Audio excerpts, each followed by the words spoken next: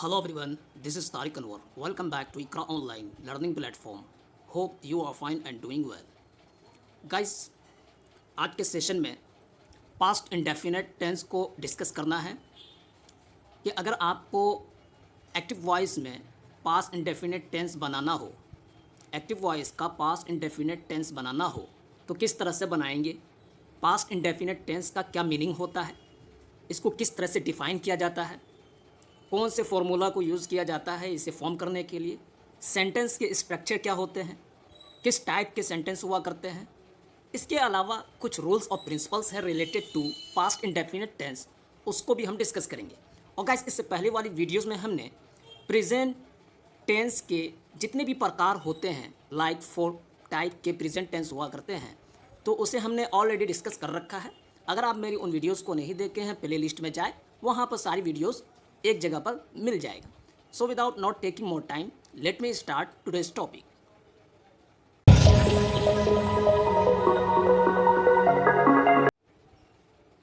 Active voice past indefinite tense. Guys, अगर आपको active voice का पास्ट इंडेफिनिट टेंस बनाना हो तो इसके बनाने का फॉर्मूला ये है कि सबसे पहले आपको सब्जेक्ट यूज़ करना है, like I, we, you, they, he, she, it, etcetera. फिर उसके बाद verb in the past form, verb use करना है कैसा, पास्ट फॉर्म में हो। जैसे कि गो का पास्ट फॉर्म है वेंट, तो subject plus verb in the past form. Guys, यहाँ पर दो चीज़ों को माइंड में रखना बहुत ही इंपॉर्टेंट है।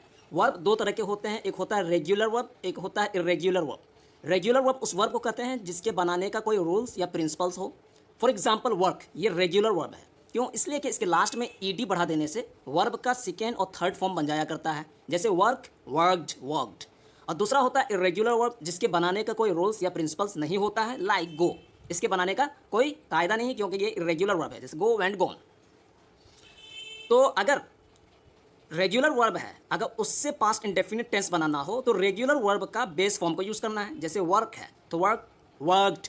तो पास्ट इंडेफिनिट टेंस बनाना हो तो आप बनाएंगे I worked on this project, कि मैंने इस प्रोजेक्ट पर काम किया। For example, you spoke really well, कि आपने दर हकीकत बहुत ही अच्छा बोला। तो गाइस, इस एग्जाम्पल में यू सब्जेक्ट है, स्पोक ये क्या है, वर्ब है इन the past form, speak, spoke, spoken. तो ये वर्ब पास्ट फॉर्म में यूज़ किया गया है, यू स्पोक। रियली वेल ये क्या है, rest of the sentence. And the next example, I had my breakfast, कि मैंने अपना ब्रेकफास्ट लिया या मैं अपने ब्रेकफास्ट को खाया। तो हैड ये क्या है, ये जो है past form of the verb है। इसका जो है बेस, इसका ओरिजिनल फॉर्म होता है हैव का ही सेकेंड फॉर्म क्या है, हैड। तो जब हम पास्ट इंडेफिनिट टेंस बनाते हैं तो वहाँ पर हम क्या यूज़ करते हैं, वर्ब का सेकेंड फॉर्म यूज़ करते हैं। जैसे कि हैव का सेकेंड फॉर्म है had, I had my breakfast. And the next, I went to market, मैं मार्केट गया। तो यहाँ पर आई सब्जेक्ट है, वेंट क्या है, ये वर्ब का सेकेंड फॉर्म है, और आगे क्या है, rest of the sentence, I went to market. And the next, we sang a song in the school, कि हमने स्कूल में क्या है, गाना गाए, हम स्कूल में गाना गाए। तो यहाँ पर वी सब्जेक्ट है और सेंग ये वर्ब का सेकेंड फॉर्म है, यानी कि verb in the past form है, सिंग, सेंग, सेंग। तो we sang a song in the school. And the next, it rained heavily today, कि आज बहुत ही ज़बरदस्त बारिश हुई। तो यहाँ पर इट सब्जेक्ट है, रेंड ये क्या है, verb in the past form, यानी कि वर्ब का सेकेंड फॉर्म है। इसका फर्स्ट फॉर्म होता है रेन, उसका सेकेंड फॉर्म होता है rained. It rained heavily today. And the next, Rahim use to go for walk daily, कि रहीम रोज़ाना क्या है, वॉक के लिए जाया करता है। गाइस, इस एग्जांपल में Rahim use to go for walk daily, तो यहाँ यूज टू को यूज़ किया गया है। एक्चुअली इसे पास्ट के हैबिट को इंडिकेट करने के लिए बताया जाता है। And the next, they could finish their work yesterday, कि वह लोग गुज़िश्ता कल अपने काम को क्या है, फिनिश कर सकते थे। And the next, not, this sentences indicate that the work was finished in the past but do not indicate whether the work is ongoing or incomplete।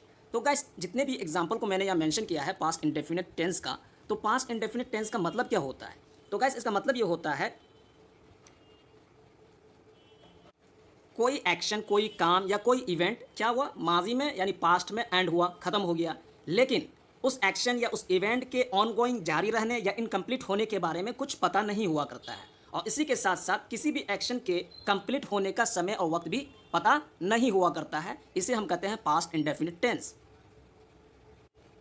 इसी बात को इसमें बताया जा रहा है कि जितने भी सेंटेंस या एग्जाम्पल को ऊपर मेंशन किया है, ये इंडिकेट करता है उस वर्क को जो वर्क पास्ट में फिनिश हो गया था, but do not indicate whether the work is on going और इनकम्प्लीट। मगर इस बात की तरफ इशारा नहीं करता है, इंडिकेट नहीं करता है कि वो वर्क या एक्शन या कोई इवेंट ऑन गोइंग है या इनकम्प्लीट है।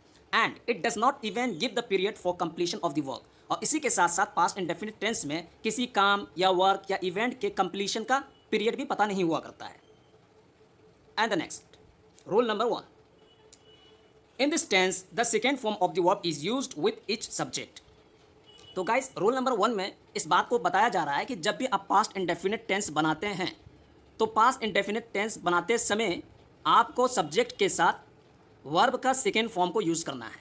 जैसे आई मैं इस प्रोजेक्ट पर काम किया, तो अब हम इसे कैसे बोलेंगे, I worked on this project. तो वर्कड ये क्या है, ये वर्ब का सेकेंड फॉर्म है। तो इसलिए कह रहे हैं कि हर सब्जेक्ट के साथ वर्ब का सेकेंड फॉर्म को यूज़ किया जाता है पास्ट इंडेफिनिट टेंस बनाते समय। And the next rule number 2, in sentences like could is used in the first form of the verb. तो रूल नंबर 2 में इस बात को बताया जा रहा है कि कुड को कब यूज़ करते हैं। कोई भी ऐसा सेंटेंस या जुमला कि जिसमें सका, सके या सकता था का मीनिंग हो, यानी कि जिसमें एबिलिटी या एबिलिटी को बताया जा रहा हो, तो वहाँ पर हम कुड का क्या है प्रयोग करते हैं। तो सबसे पहले सब्जेक्ट को यूज़ करना है, फिर उसके बाद कुड का इस्तेमाल करना है, और कुड के साथ वर्ब का फर्स्ट फॉर्म को हम क्या करते हैं, यूज़ करते हैं। जैसे कि ऊपर एग्जाम्पल आया था, they could finish their work yesterday, कि वो गुज़िश्ता कल अपने काम को क्या है फिनिश कर सकते थे। और गाइस ये जो कुड है ये ऑक्सिलियरी वर्ब कहते हैं इसको। And the next rule number 3, guys rule number 3 में इस बात को बताया जा रहा है कि ऊपर एक एग्जांपल आया था कि Rahim used to go for walk every day, कि रहीम रोज़ाना वॉक के लिए जाया करता था। तो यूज टू को हम कब यूज़ करते हैं, तो यूज टू बेसिकली ये इंडिकेट करता है कि पास्ट में किसी हैबिट को, यानी कि माजी के आदत के लिए पास्ट में किसी काम को किया करते थे, उसको इंडिकेट करने के लिए यूज टू का यूज़ किया जाता है। और गाइस इसी के साथ साथ माइंड में इस बात को रखना ज़रूरी है कि जो यूज टू होता है ये सिर्फ और सिर्फ अफर्मेटिव और पॉजिटिव सेंटेंस में इसका प्रयोग किया जाता है, और यूज टू के बाद जो है वर्ब का फर्स्ट फॉर्म को क्या है यूज़ किया जाता है, इस्तेमाल किया जाता है। जैसे आई यूज टू गो मार्केट, कि मैं मार्केट जाया करता था। निगेटिव सेंटेंसेस, गाइस अब यहाँ से हम निगेटिव सेंटेंस को डिस्कस करेंगे कि अगर एक्टिव वॉइस के पास्ट इंडेफिनिट टेंस का निगेटिव सेंटेंस बनाना हो तो किस तरह से बनाएंगे। तो उसका फॉर्मूला को यहाँ मेंशन किया है। सबसे पहले सब्जेक्ट को यूज़ करना है, फिर उसके बाद डिड नॉट, जिसको शॉर्ट में कहते हैं डिडंट, फिर उसके बाद verb in the base form को यूज़ करना है। इससे निगेटिव सेंटेंस बन जाया करेगा। So let us take some example. You didn't speak really well, कि तुमने वाकई में सही नहीं बोला। You didn't speak really well. तो गाइस इस सेंटेंस में सबसे पहले सब्जेक्ट है यू, फिर उसके बाद डिड नॉट को यूज़ किया गया है निगेटिव सेंटेंस बनाने के लिए, फिर उसके बाद स्पीक जो कि क्या है वर्ब का बेस फॉर्म है। You didn't speak really well. And the next, I didn't have my breakfast, कि मैं अपना ब्रेकफास्ट नहीं लिया या मैंने नहीं किया। तो I subject, did not negative word को यहाँ पर यूज़ किया, फिर उसके बाद हैव जो कि क्या है वर्ब का बेस फॉर्म है या फर्स्ट फॉर्म है। I didn't have my breakfast. And the next, the sun didn't rise today, कि सूरज आज क्या है राइज नहीं हुआ, नहीं निकला। The sun subject, did not negative word, फिर उसके बाद राइज जो कि क्या है बेस फॉर्म है वर्ब का, यानी कि वर्ब का फर्स्ट फॉर्म।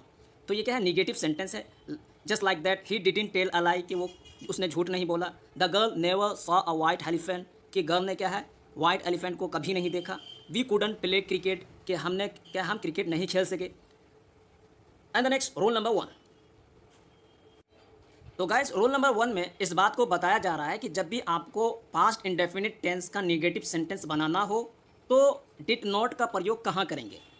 तो इसी बात को यहाँ पर बताया जा रहा है कि जब भी आपको निगेटिव सेंटेंस बनाना हो और उसमें नहीं के लिए अगर क्या है डिड नॉट का प्रयोग करना हो, तो डिड नॉट को हर सब्जेक्ट के साथ लगाकर वर्ब का फर्स्ट फॉर्म का प्रयोग करना है। जैसे कि ऊपर एग्जांपल दिया, ही डिडंट टेल अ लाई, तो यहाँ पर डिडंट को क्या है यूज़ किया गया है आफ्टर सब्जेक्ट और बिफोर द वर्ब, और वर्ब क्या है फर्स्ट फॉर्म में, ही डिडंट टेल अ लाई।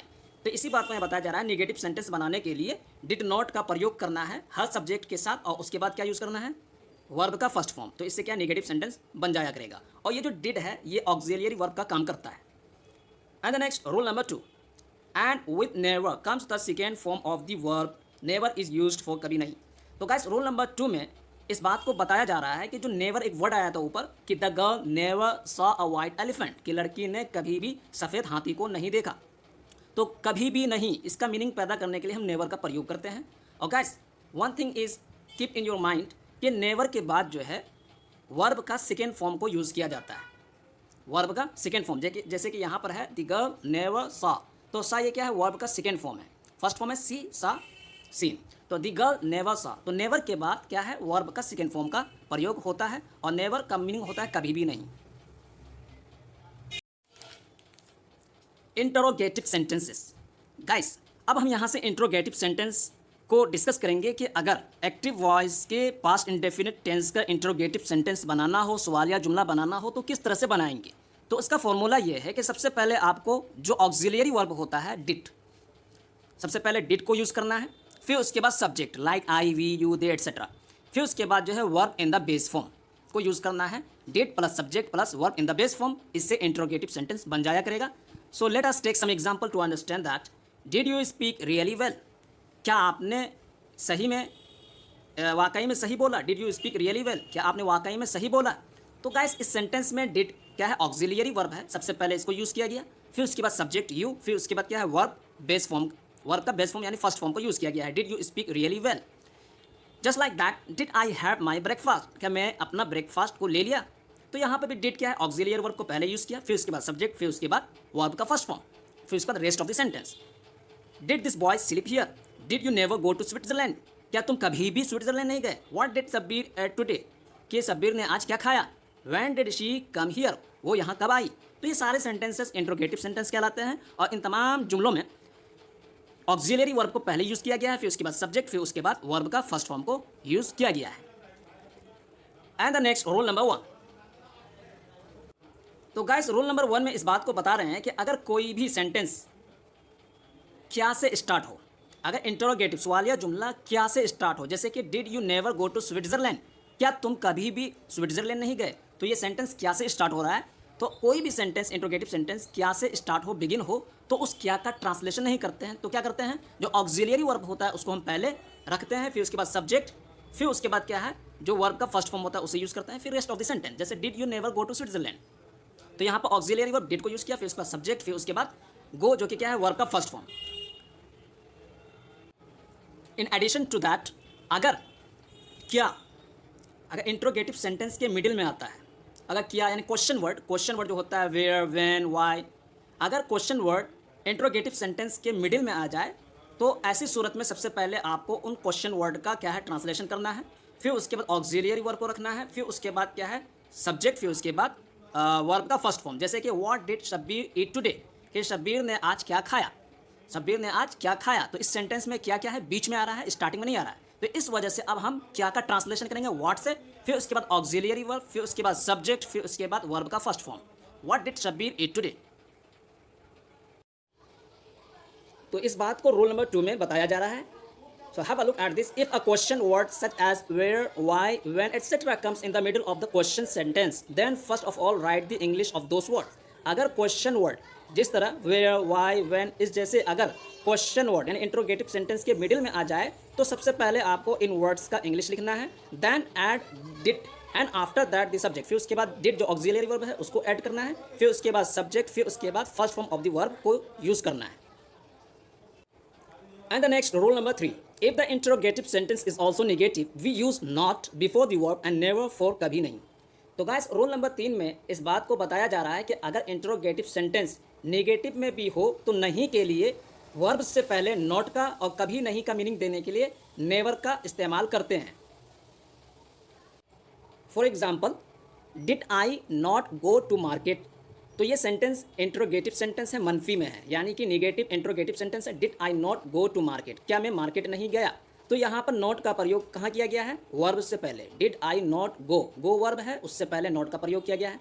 अगर कभी नहीं का मीनिंग बताना हो कि मैं कभी भी क्या है मार्केट नहीं गया, तो उसको हम बोलेंगे did I never go to market. तो नेवर का प्रयोग भी वर्ब से पहले ही किया जाता है। इसी बात को रोल नंबर 3 में मेंशन किया है।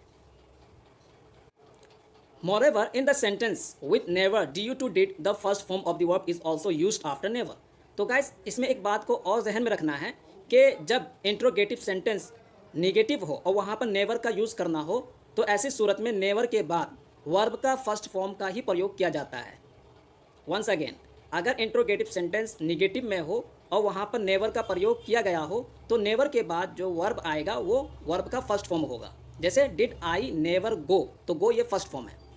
हाँ, अगर पॉजिटिव हो तो फिर वहाँ पर क्या है, पॉजिटिव सेंटेंस हो पास्ट इंडेफिनिट टेंस का, तो वहाँ पर क्या है, सॉरी पॉजिटिव नहीं बल्कि निगेटिव हो, निगेटिव सेंटेंस हो तो वहाँ पर क्या है, नेवर के बाद जो है वर्ब का सेकेंड फॉर्म को यूज़ किया जाता है। जैसे कि एग्जांपल आया था, द गर्ल नेवर सा द वाइट एलिफेंट, कि लड़की ने वाइट एलिफेंट को कभी भी नहीं देखा।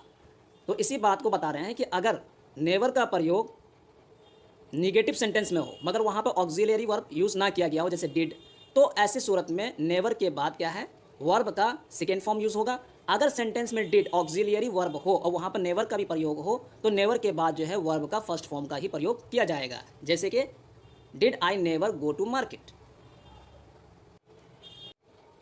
And the next rule number 4। Guys, rule number 4 में इस बात को बताया जा रहा है कि अगर जुमले में, अगर किसी सेंटेंस में सका या सके का यूज़ हुआ हो तो ऐसी सूरत में डिड की जगह पर कुड का इस्तेमाल होता है और वर्ब की फर्स्ट फॉर्म को यूज़ किया जाता है। जैसे for example, could they finish their work yesterday, could they finish. तो अगर इंट्रोगेटिव सेंटेंस हो और वो सेंटेंस सका या सके का मीनिंग दे रहा हो तो ऐसी सूरत में डिड की जगह पर कुड का प्रयोग करते हैं, फिर उसके बाद सब्जेक्ट, फिर उसके बाद क्या है, वर्ब का प्रयोग किया जाता है और वर्ब का फर्स्ट फॉर्म को प्रयोग किया जाता है। और गाइस, इसी के साथ साथ अगर ऐसा सेंटेंस निगेटिव भी हो तो निगेटिव के लिए, नहीं के लिए, नॉट और कभी नहीं का मीनिंग देने के लिए नेवर का प्रयोग किया जाता है before the verb. For example, they could not go to market, they could not go to market. तो यहाँ नॉट का प्रयोग गो से पहले किया गया है। अगर कभी नहीं का मीनिंग देना है तो उसके लिए हम यूज़ करते हैं नेवर का। तो अब हम कहेंगे they could never go to market. तो गाइज, ये था पास्ट इंडेफिनिट टेंस से रिलेटेड कुछ अहम मालूमात और नॉलेज जिसको आज हमने कवर किया, जहाँ पर हमने बताया पास्ट इंडेफिनिट टेंस क्या होता है, इसका क्या मीनिंग होता है, सेंटेंस के स्ट्रक्चर क्या होंगे, क्या फॉर्मूला को यूज़ किया जाता है पास्ट इंडेफिनिट टेंस को बनाने के लिए, और उसके अलावा सम रूल्स और प्रिंसिपल्स को भी हमने डिस्कस किया विद एग्जाम्पल। तो आज के सेशन को यहीं पर एंड करते हैं। आई होप कि ये टॉपिक आपका क्लियर हो गया होगा। नेक्स्ट वीडियो में हम पास्ट कंटिन्यूअस टेंस के साथ फिर मिलेंगे। तब तक के लिए टेक केयर। वीडियो को लाइक, शेयर और सब्सक्राइब करें। Thank you very much. Bye bye.